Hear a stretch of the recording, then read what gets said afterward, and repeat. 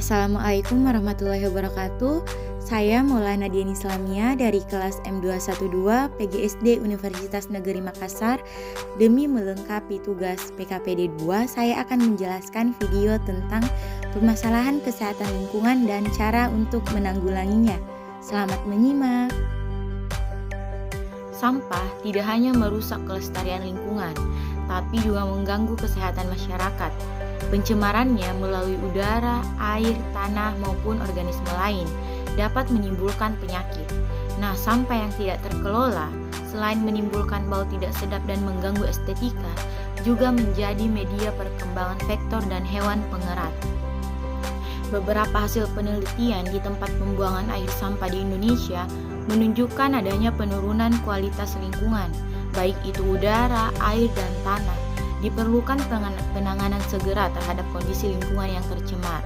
Dari penelitian yang dilakukan, dengan membedah lambung 168 ikan yang ditangkap di Sungai Surabaya, ditemukan mikroplastik pada semua lambung ikan tersebut. Nah, mikroplastik yang tidak terlihat secara kasat mata sangat berbahaya karena tidak hancur ketika dicerna. Peningkatan jumlah sampah diakibatkan oleh rendahnya kesadaran dan pendidikan masyarakat, sehingga mereka membuang sampah tidak di tempat penampungan sampah. Lemahnya peraturan juga menjadi penyebab banyaknya sampah, karena pembuang sampah tidak dihukum dengan tegas. Selain itu, jumlah penduduk yang meningkat juga menyebabkan peningkatan jumlah sampah, seiring dengan semakin banyaknya kebutuhan konsumsi dari penduduk di suatu wilayah.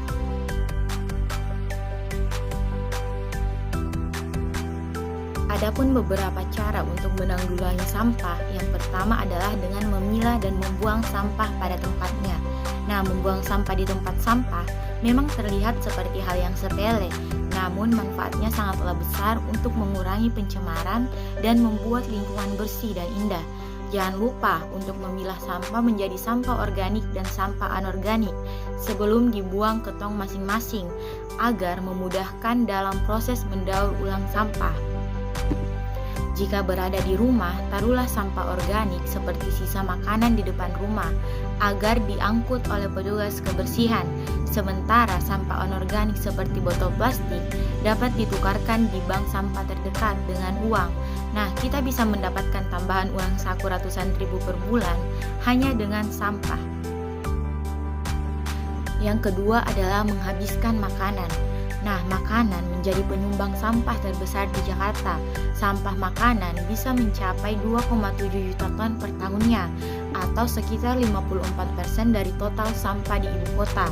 Oleh karena itu, habiskanlah makanan yang kita beli atau kita masak sendiri.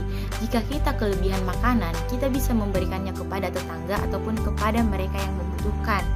Nah, selain untuk menanggulangi sampah, hal ini juga berdampak untuk mengurangi angka kelaparan yang ada.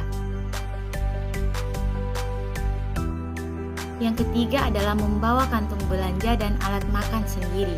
Nah, dengan membawa kantung belanja dan alat makan sendiri, kita dapat mengurangi jumlah penggunaan plastik. Nah, plastik sebagaimana yang kita ketahui merupakan material yang sangat sulit terurai dan dapat mencemari kualitas air maupun kualitas tanah. Oleh karena itu, menggunakan tote bag berbahan kain saat berbelanja atau membawa tumbler saat bepergian akan turut mengurangi jumlah plastik yang beredar. Nah, selain itu, kita harus membiasakan diri membawa bekal makanan sendiri agar kita dapat menjalani gaya hidup yang lebih sehat. Yang keempat adalah mendonasikan barang-barang yang sudah tidak terpakai. Banyak dari kita yang membuang barang tidak terpakai atau menumpuknya di gudang maupun di sudut-sudut rumah. Nah, mendonasikan barang-barang itu ke orang lain tentu merupakan tindakan yang lebih mulia karena akan mengurangi jumlah sampah yang kita buang sekaligus membantu orang-orang yang lebih membutuhkan.